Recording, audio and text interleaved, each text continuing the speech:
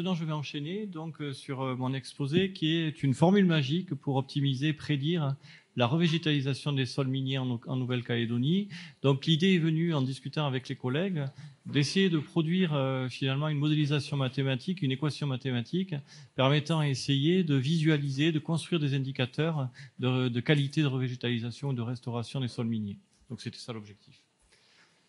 Donc en introduction, un travail pluridisciplinaire, donc avec bien sûr des membres du CRESICA, donc de l'IAC, du CIRAS Pacifique, Bota Environnement, de l'Institut de sciences exactes et appliquées, donc l'ISEA à l'Université de Nouvelle-Calédonie, et aussi des étudiants, parce que les étudiants ont travaillé sur ce projet, notamment 2 stagiaires donc, en mathématiques, qui sont venus à l'université travailler sur ce projet, donc de l'Université de Bretagne du Sud et puis l'Université de Rennes, mais un des 2 était calédonien et donc continue à travailler ici en mathématiques, a été recruté.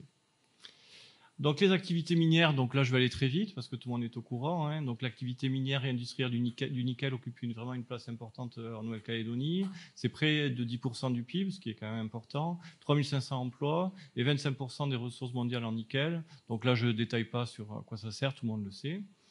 Donc maintenant, quelles sont les conséquences au niveau écologique? Alors les conséquences existent bien sûr.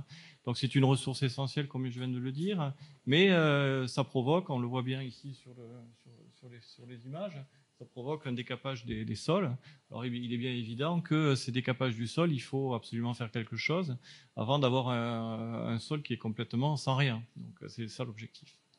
Donc l'objectif de ce travail en fait qui a été réalisé, donc je vais vous présenter un travail qui a été réalisé à peu près sur 30 ans de données, donc c'est assez énorme.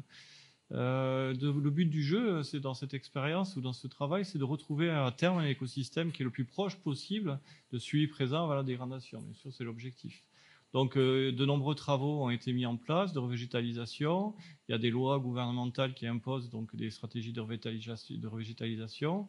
Et donc, nous, au travers de ce projet, donc, qui est le projet RECOSENT donc, du CNRT, Nickel et son environnement, l'objectif, ça a été d'aboutir à des recommandations pratiques pour la restauration écologique des sites miniers et de proposer une méthodologie parce que bien sûr, vous allez voir, il y a beaucoup de données, il y a beaucoup de... Bon, les fiches terrain à remplir sont quand même assez conséquentes. C'est d'essayer de pouvoir avoir des profils d'évolution donc de cette restauration écologique et essayer de mettre en place donc des outils mathématiques pour nous aider.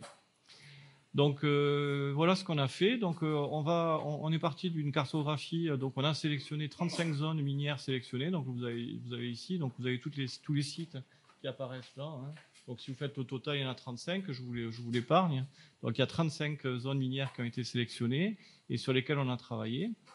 Donc bien sûr il faut des données pour faire quelque chose. Donc à ce niveau-là, ce qui se passe, donc il y a une fiche terrain qui a été constituée. Et cette fiche terrain, on récupère tout un tas d'informations, comme par exemple l'altitude, le vent, la météo, enfin tout un tas d'informations. Donc il y a plusieurs pages, et c'est pas que cette page.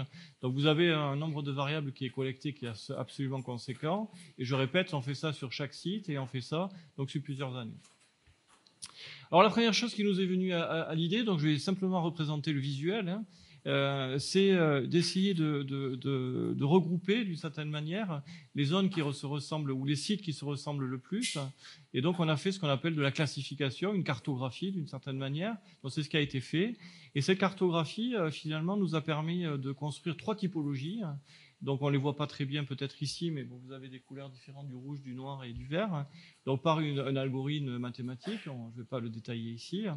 Et à partir de là, on a défini donc 3 typologies. Donc le cluster 1, par exemple la typologie 1, qui regroupe ici Goro, par exemple, etc. Donc ce qu'il faut savoir que finalement, c'est que ces 3 typologies établies, par rapport à un ensemble de variables qui est très important, finalement peut être caractérisé de manière assez simple avec un nombre de variables très réduit. Donc c'est ce que je vais montrer ici. Et finalement, 3 variables, si on fait le travail, bon ça a été assez compliqué, permettent de résumer complètement cette typologie, donc essentiellement sur des critères relativement simples, parce que le but de l'opération, bien sûr, ça a été de construire une interface web permettant à un minier donc sur le terrain de rentrer ces valeurs donc de ces variables pour chaque typologie, donc il faut facilement caractériser, et de construire l'indicateur et de le projeter de manière spatiale. Voilà, donc l'idée qui nous est venue à l'esprit, donc on est face à plusieurs problèmes. Ça a l'air simple comme ça, mais on se retrouve avec des gros volumes de données, avec plein de valeurs manquantes. Donc comment faire? Bon, bien sûr, on va pas s'amuser si on fait ça, c'est quand même beaucoup de travail mis à la poubelle. On peut pas s'amuser à enlever les lignes avec des valeurs manquantes, donc on n'a pas fait ça. On a fait des imputations donc de valeurs manquantes avec des modèles probabilistes, qui marchent très bien d'ailleurs. Et ensuite, le deuxième objectif, c'est qu'on a essayé de récolter finalement ou de résumer l'ensemble des données collectées, mais par un nombre de variables qui est réduit. C'est-à-dire on a essayé de réduire un petit peu et de prendre que les variables les plus importantes. Et en l'occurrence, on a, avec des algorithmes différents, on a pu montrer qu'on peut travailler finalement avec simplement 12 variables par typologie. Alors maintenant, l'idée est la suivante. Mais qu'est-ce qu'on a fait? On sait faire mathématiquement relativement facilement. On a fait des projections dans des sous-espaces de dimension plus faibles et on a essayé visuellement, d'une certaine manière, de résumer l'information de manière la plus fiable possible dans un espace de dimension plus faible. Et deuxième aspect, c'est qu'on a fait un peu plus compliqué. On a construit des ellipsoïdes de confiance, on les a modélisés et ensuite on a testé bêtement l'appartenance à ces ellipsoïdes. Donc la première chose qui nous a posé un gros problème, la première chose c'est celle-là, c'est que fatalement il y a un effet temps, c'est que quand on prend un site et qu'on l'a revégétalisé, c'est un site qui a été revégétalisé il y a 10 ans par exemple, on va pas le comparer facilement avec un site qui vient d'être revégétalisé. Donc ça marche pas. Donc il faut absolument enlever d'une certaine manière cet effet temps. Donc là on a réfléchi, on a mis en place des modèles, donc des modèles de régression simples ou pas simples, mais du linéaire et du non linéaire. Et finalement on a utilisé une stratégie qui est basée sur ce qu'on appelle des méthodes de type robuste, c'est-à-dire qui sont peu sensibles par des points extrêmes, parce que vous vous doutez bien, dans une mine, il peut y avoir des valeurs extrêmes qui apparaissent. Il ne faut pas qu'une valeur extrême fasse que tout va dégénérer et qu'on va avoir des résultats complètement aberrants. Donc une stratégie robuste. Et là, beaucoup de calculs mathématiques. Donc on s'est pas amusé, parce que c'est notre métier, mais aussi on s'amuse. Mais on a beaucoup travaillé, on a mis en place des modèles mathématiques, on a même écrit un bouquin là-dessus, sur ce genre de stratégie. Et finalement, ça marche très bien, vous allez le voir. Là, on prend par exemple un indice de diversité écologique, c'est l'indice de Shannon. On voit en fonction du temps ici. Donc, vous voyez, ici, ça sera mieux. Donc, on a en fonction du temps, donc l'indice ici de diversité écologique. Donc, on voit bien qu'il y a un effet temps, c'est-à-dire qu'il y a une décroissante qui est assez claire. Et la correction qui est faite de manière automatique. Vous voyez ici, il n'y a plus d'effet. Donc, on a réussi, d'une certaine manière, à enlever cet effet par la stratégie mathématique que j'ai présentée rapidement. Ensuite, une fois qu'on a fait ça, on s'est amusé à faire des projections. Donc ça, on sait faire mathématiquement. Vous avez mon doigt qui est en coordonnée en trois dimensions, en 3 dimensions. Je peux très bien facilement le projeter sur la table, passe en 2D facilement, ou même sur une droite ou sur un axe, pas de problème. Ça, je sais faire. Et donc là, si on fait ça, mathématiquement, on remarque très clairement que en 3 dimensions, ici, vous voyez les 3 axes, donc premier, deuxième et puis troisième. Donc on est en 3 dimensions, comme dans la salle ici. On voit trois clusters qui apparaissent, 3 groupes, vous voyez, 3 patatoïdes, là, 3 ellipsoïdes exactement qui apparaissent. Et quand on regarde en fonction de l'axe 1 qui est ici, en fait c'est un axe qui a un sens, on remarque qu'on arrive à discriminer très clairement donc ces 3 typologies, ces 3 clusters, et avec une orientation, ils se recoupent pas, donc avec un sens qui a un sens finalement. On retrouve ici les zones finalement les moins bien revégétalisées, les zones disons les moyennement revégétalisées, puis ici les meilleures. Là j'ai fait le cas simple.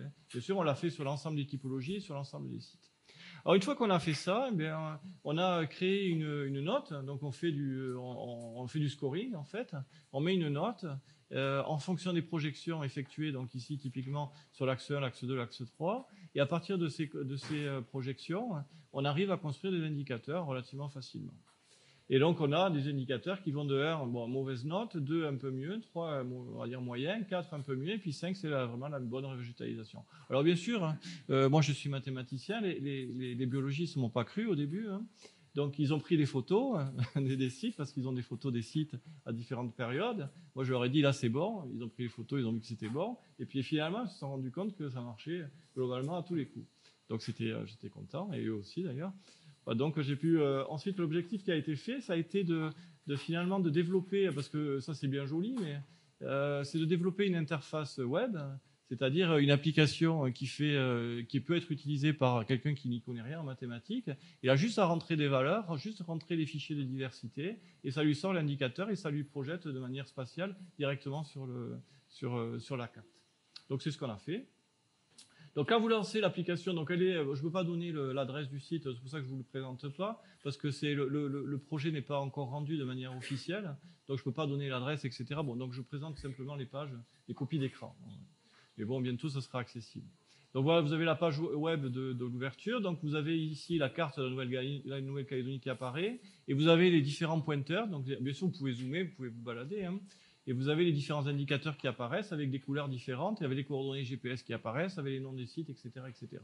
Bon, ça, c'est pas très intéressant. C'est une analyse qui est faite pour avoir une vue globale. Mais ce qui est plus intéressant, c'est qu'ensuite, on peut rajouter un nouveau site dans la mine. Alors par exemple, ici, le minier qui est devant son ordinateur, bon, après avoir fait ses mesures, bien sûr, va rentrer les fichiers de diversité, donc en format Excel, on va dire, standard.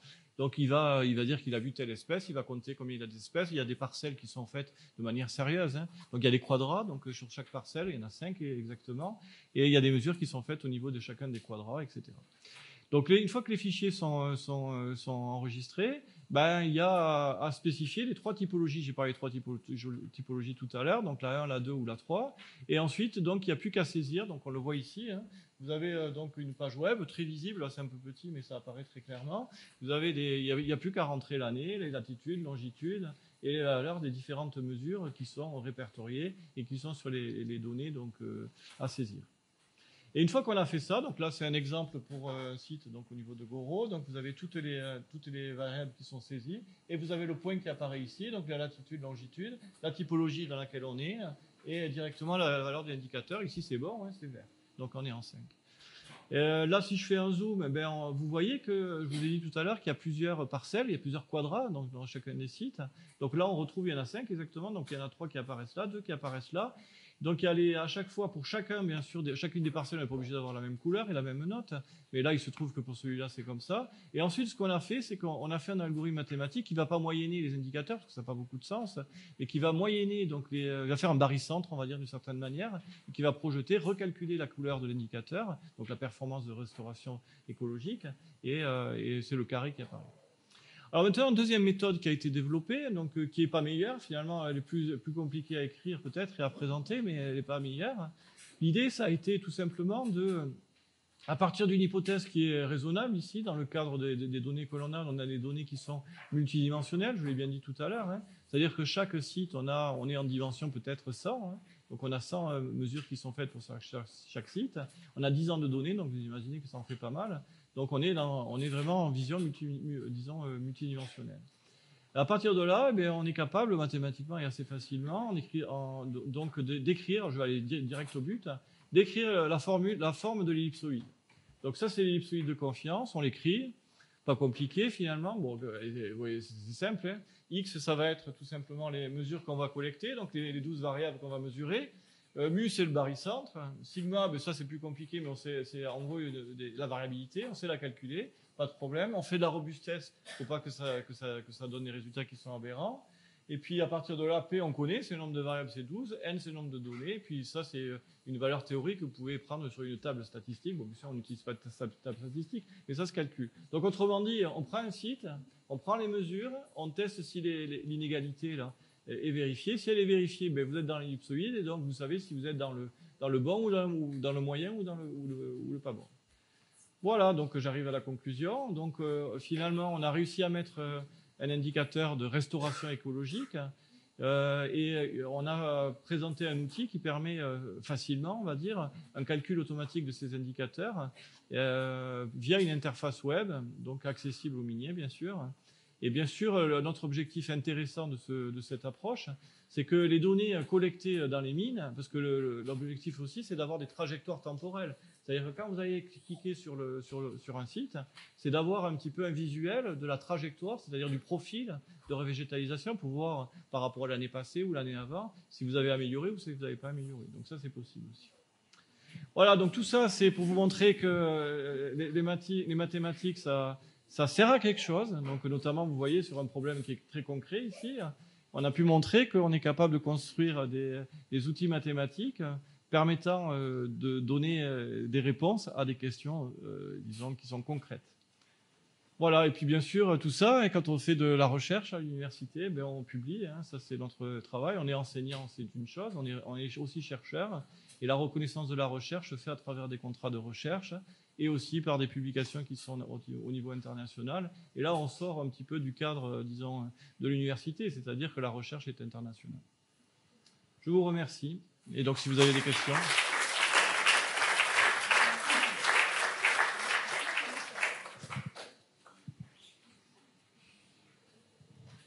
Oui. Alors ça c'est... Ah oui, un accès libre pour tous les miniers, oui. Il est déjà hébergé sur un serveur, donc on a une réunion prévue dans quelques jours, donc ça va être mis en ligne pour les miniers rapidement.